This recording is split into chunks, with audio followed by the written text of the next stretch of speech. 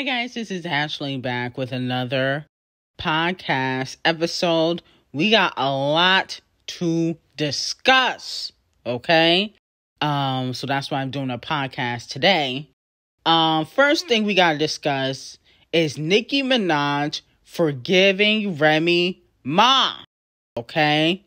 Because Nickiminaj posted on her Instagram story, "Look over your shoulder. I'm in the rover. It's over. B word." Okay. Then she put Pink Friday 2's release date, 12/8/2023, which is also Nicki Minaj's birthday. And these are lyrics from Big Pun and Rëmÿ Ma, okay, called Miss Martin, okay. And a lot of fans are speculating that Nicki Minaj forgave Rëmÿ Ma because she's quoting her, and not only that a collaboration between Rëmÿ and Nicki Minaj could come, okay? Now, a lot of people don't know this. Nicki Minaj tried to work with Rëmÿ Ma years ago when Rëmÿ first got out of jail, because if you guys remember, Nicki Minaj was doing an interview saying free Rëmÿ Ma, how she wanted to work with her. And then, because Foxy was on the record allegedly, Rëmÿ decided to not work with Nicki Minaj because she don't mess with Foxy. Okay. People talk about female unity in female rap, but that's never been the case. Okay. Lil' Kim and Rëmÿ used to beef. Rëmÿ don't like Foxy. Lil' Kim don't like Foxy. Eve don't like Lil' Kim. They all beef with each other before Nicki Minaj, but they try to use that against Nicki all the time. And here's my thing. I'm okay with Nicki Minaj forgiving Rëmÿ. Forgiveness is a way of healing. You can let go of, people doing you wrong, but you should never forget. I'm not here for a collaboration. Okay, though? I would never want a Nicki Minaj and Rëmÿ collaboration. This lady wrote a diss track, a 7-minute diss track filled with lies. None of it was true. Said basically you effed the whole industry. She said your implants were inflated. Okay. She went on talk shows. Okay. Wendy Williams and all these different talk shows, and said that you were stopping her bags. Okay. She lied on you in several interviews. She can't be trusted, okay? And I think that it would be a mistake for Nicki Minaj to work with Rëmÿ because Rëmy's career is in the toilet. What happened to 18 Winters and 17 Summers? What happened to that album that she was going to drop? It never happened because guess what? Columbia dropped her ass. Why? Because she's a liability. They're not going to make any money off of her. The industry used Rëmÿ Ma to big Cardi B up. They try to take Nicki Minaj down with Shether. And then they try to, bring Cardi B in, who doesn't have a lick of talent, to try to be the queen of rap. Okay? See, Rëmÿ thought, after Shether, when she got paid the $250,000 by Titanic Records, she was going to take the crown. But the industry is a colorist. So they were never going to allow Rëmÿ to get a mainstream push or take the crown as the queen of rap because she wasn't appealing. That's why she got her BBL. Okay, because Rëmÿ Ma got work done to her body. And so she gives me snake tendencies because she was able to just lie in every single interview. Oh, Nicki would not allow me to go on red carpets. Nicki was stomping my bag. So, Nicki could forgive because that's part of the healing process. But I definitely don't think it would be smart for her to give Rëmÿ a platform again because Rëmÿ is just using Nicki Minaj. Rëmÿ don't like Nicki. Okay? That's just honest truth. How can you diss someone when somebody didn't do nothing to you? You just don't like that person. She brought all the female rappers on stage at Hot 97. Those things you can't really forget. And then on top of that, okay, Rëmÿ Ma is cheating on her man that held her down in jail for 7 to 8 years. Okay? And do I believe Papoose was always faithful? No. But the fact that, you know, you're just roaming the streets with a battle rapper, okay, that's clearly using you, and you have no regard for your husband that you have not yet divorced, just tells me you're a snake. You have no class.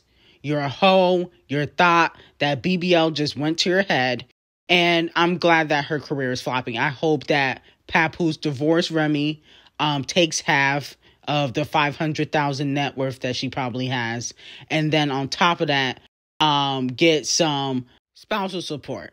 So I just feel like she's a snake. If she do a song with Nicki, she gonna diss her in the future again. I know she is, because she's just that type of person. Now, speaking of female unity, you know, as we previously discussed yesterday, you know, Issa Rae said that she wanted to get Cardi B and Megan Thee Stallion and Nickiminaj together to be on her show Rap-ish, which I believe is on HBO Max. Now, as producers, what music star are we trying to get to make a cameo next season? That's what I want. There's a list. I bet. Yeah. There's a list. I mean, we want Meg, we want Cardi. Nicki would be a nice little, you know, tie around. Get them together. Yes. Oh my gosh, why are you starting? I don't know. Not beef. I just like If we could like unite them. a white flag. Oh my gosh. A ladies' night. That's what I'm Ooh, saying. that would be incredible. everybody. But yeah, maybe season 3 we can like, you know, unite the fan bases. Now, the reason why a lot of people want Nicki to forgive and be cool with Megan and Cardi B is because they're flopping. Okay? It's clear as day. When Nicki was deemed as the one that wasn't on top and Cardi B was getting 5 number ones and she got her scammy, okay? And Nicki's numbers were getting fudged every other week, okay? Every time she put out a song or there would be some sort of scandal happening. You know, they didn't care for female unity and reuniting, you know, Cardi B, Megan Thee Stallion, and, you know, Nickiminaj. They only care now because Cardi B's numbers are not as great as they used to be. So, again, it would only benefit Cardi B, Rëmÿ, and Megan Thee Stallion if Nicki Minaj was cool with them. It wouldn't benefit Nicki Minaj. Okay? And that's why I don't really understand why people are trying to force it, because it's not genuine. And I think Cardi B could have been in Nicki Minaj's, I wouldn't say good graces, but could have been in a better position and more positive space with Nicki if she had apologized for throwing that shoe at Nicki Minaj at the Harper Bazaar party, you know, back in 2018. See, people forget that it has gotten physical between Cardi B and Megan Thee Stallion because Cardi B gets away with a lot of different crimes. You know, she got away with throwing bottles at, you know, 2 of Off the Cheats mistresses. Okay. She put hands on a security guard. The security guard is currently suing her. So she gets away with a lot of crimes. So people forget how violent Cardi B is. And plus, she's not black. So, of course, she's not going to be held accountable because she's not black. She's not dark skinned. So she's not going to be held accountable like black women are.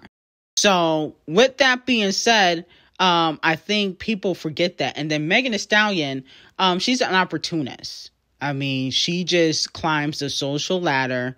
And once she gets what she wants, she dumps that person to the side and has no regard for them. So she is a social climber. And Rëmÿ Ma is a user. Rëmÿ Ma didn't have a reason to beef with Nicki Minaj. Nicki Minaj showed nothing but love to Rëmÿ Ma, and then Rëmÿ Ma went and dissed her anyway for $250,000, and she thought she was going to become the queen of rap.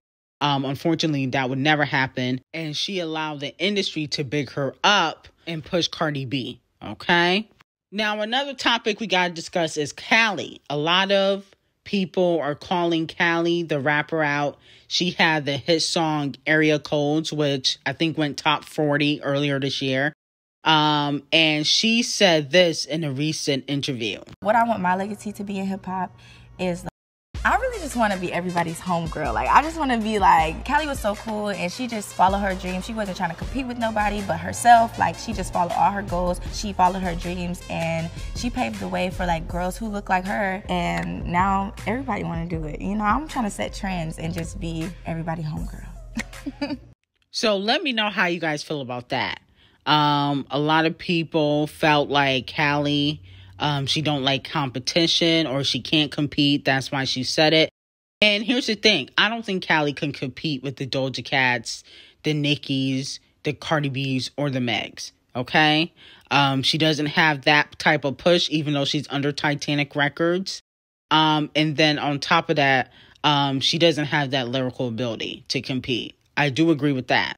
So it makes sense why she wants to be everybody's homegirl. Okay? She's going to need to stock up on collaborations because she only got one hit. And she's not the only female rapper that goes around saying certain things like this.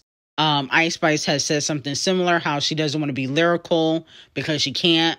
Cardi B has said stuff similar. Megan Thee Stallion says she wants to work with everybody. That's how the newer generation is. They're not as competitive as the older generation. Okay? But music in general is a competition, not just rap. If it wasn't a competition, there would be no such thing as the Payola Hot 100 charts to see who goes number one. There would be no such things as award shows or anything to see who won in this category, who's winning a Scammy, who's winning Album of the Year. There would be no such thing.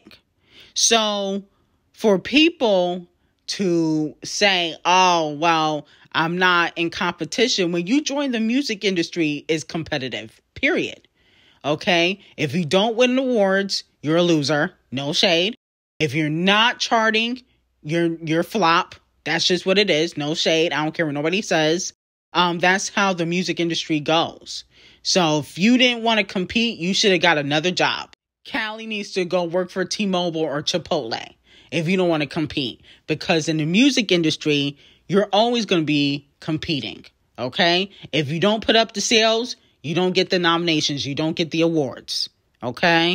You could possibly get dropped from your label, i.e. Rëmÿ, i.e. Kelly Rowland, okay? And several other artists. So I don't understand this whole narrative, oh, I don't want to compete. Well, you joined the music industry, you're competing, okay? What do you think the label signed you for? To make money off of you, not for you to be everybody's homegirl. Now, moving on to Doja Cat. So the kitty litters are pushing this narrative that Doja is the first female rapper to go on a tour this decade, a sold-out tour. Okay, isn't Sexy Red on tour, though? Isn't she independent? And it sold out, so I don't know if that's true. And then also, Doja Cat's, all of her concerts did not sell out. Okay, you know, the kitty litters are running with that narrative. But, people are also talking about how phenomenal of a performer Doja Cat is, okay? And I've seen clips, and she definitely gets the crowd going, okay, with just her lyrics, people reciting her bars, not from any recent music, is mostly from Planet Her. That's what they're reciting. I've seen people, you know, singing Kiss Me More, people singing N-Words Ain't Ish. Doja Cat, to me, is one of the best performers when we're talking about female rappers. I think she's a better performer than Megan Thee Stallion because she don't have to twerk to get the crowd riled up. She gets the crowd riled up by her lyrics. Okay, same thing with Nickiminaj. Megan Thee Stallion has to twerk and, you know, do splits to get the crowd moving. Same thing with Ice Spice. So that's why I don't really give them credit for the performances as much as I do Doja, because Doja Cat don't have to do that. Okay? And, you know, she went mainstream around the same time as Megan Thee Stallion. But, you know, because she has the barbs on her side, she's able to kind of prevail. Okay? Even though she only did 6K in per sales for her last album, she's still a good performer and she deserves credit. Moving on to Queen Bee and the Chart Obsessed Races. So, as we know, the Chart Obsessed Races, she put out the re-release of 1989, which did basically 1 million first week, okay? They said she did 1 million in per sales. Wow. That's insane. But she also had different versions of the CDs. Like, you know, in Target and Walmart and stuff like that. So that was actually really smart. Queen Bee never did these type of numbers. Also, Queen Bee doesn't promote her music. She might want to start though, okay? Because I don't think it's fair to call Queen Bee the queen of music, and I haven't called her that in a while, when, you know, Adele and the Chart of Such Races are just completely annihilating her in sales. Now, talent-wise, Queen Bee will always be number one, okay? But the sales is like she just can't compete when it comes to the sales, when it comes to the Chart of Such Races and Adele, okay? Especially when it comes to them per sales. But you know, I think she lost a lot of, you know, the Caucasian support during the Formation era, okay? And that's the reason why, you know, she made that album dedicated to the gay community, Renaissance. You know, she said it was because of her Uncle Johnny, who was part of the gay community. But I really believe it's so she can get those white fans back. That's what I really believe. She made Renaissance to get the white fans back on her side because she was losing them during the Formation era. She never got them back. Okay? So when she drops another album, you know, the gay community, the white people will support. That's what I really think. See, Queen Bee's very strategic, and nothing she does to me is genuine. No shade. I love Queen Bee, but she's not genuine to me. She's always scheming and doing strategic things. And then on top of that, I think she thought that if she said that the album was dedicated to the gay community and she wanted people to dance and, you know, it was because of her Uncle Johnny, then, you know, it was going to win Album of the Year. Okay, but she lost to Harry Styles. Okay, because Harry Styles wears dresses and he actively participates in the gay community and he kisses men in his, you know, TV shows and movies that he does. And Queen Bee just started to, you know, support the gay community in her music. And it doesn't matter who she supports. She's not going to win Album of the Year until she gets ready to retire, until she says this is her last album. That's when they'll give her Album of the Year out of sympathy. But it's kind of weird that the Chart of Such Races is just completely annihilating Queen Bee. She got to step it up, in my opinion. No shade. So it has been reported that Lori Can't Keep a Man Harvey and Damson Dummy Idris have split after 1 year of dating. Okay? And they did put out a joint statement saying that, you know, they respect each other, they're remaining friends, but, you know, they're moving on, blah, blah, blah. Now, I have some hot tea about their breakup on Patreon, which I actually dropped, you know, 3 or 4 days ago before they announced their split. But, you know, you got to get that tea on Patreon because, you know, people like to repeat everything I say. But with that being said, Lori Can't Keep a Man Harvey got to stop with these PR relationships. They just don't make her look good. People can say, oh, you know, she doesn't want to be kept. She's almost turning 30, okay? She about 27. She'd be 27 next year or whatnot. She about to be 27, and it's time to grow up. If you don't want to be kept, stay single. Stop doing these PR relationships to try to further your brand, okay? You'll never be a Kardashian. You'll never be a Kardashian. Let's be very clear. Nobody cares about your skincare line. It's not top 10 anywhere, okay, on any list. Nobody cares about your swimsuit line. That's a big flop too. So it's not building your career. People are looking at you as a joke. It don't matter what these people say on, you know, social media. Look at the stats. Okay, the only time people talk about Lori Harvey is when she's dating somebody. That's not a good thing. Okay, this is not how you want your legacy to be built. You should be trying to build your brand organically and have people getting to know you personally outside of your dating history. Nobody knows who Lori Harvey is unless it's who she's fucking. Okay, that's not a good sign. I don't care what nobody says. Oh, she's dating. Oh, she doesn't want to be kept. If you're dating, you don't want to be kept. Stop getting into relationships then. Okay, you're dating to build up your career. Let's keep it 1,000. Let's keep it a stack. And it ain't building anything but that coochie getting loose, okay? Because at the end of the day, it just gives you a bad reputation. Now men are not going to want to take you seriously. They're going to be like, oh, well, it's not going to last anyway. Okay. Oh, the contract is up. People are online making fun of you, saying that you have subscription trials. Okay. Okay. It like Lori Harvey comes off like not genuine. Like it didn't even seem like she was really into Damson at all. Okay. Like at least make it believable next time when you do the PR relationships.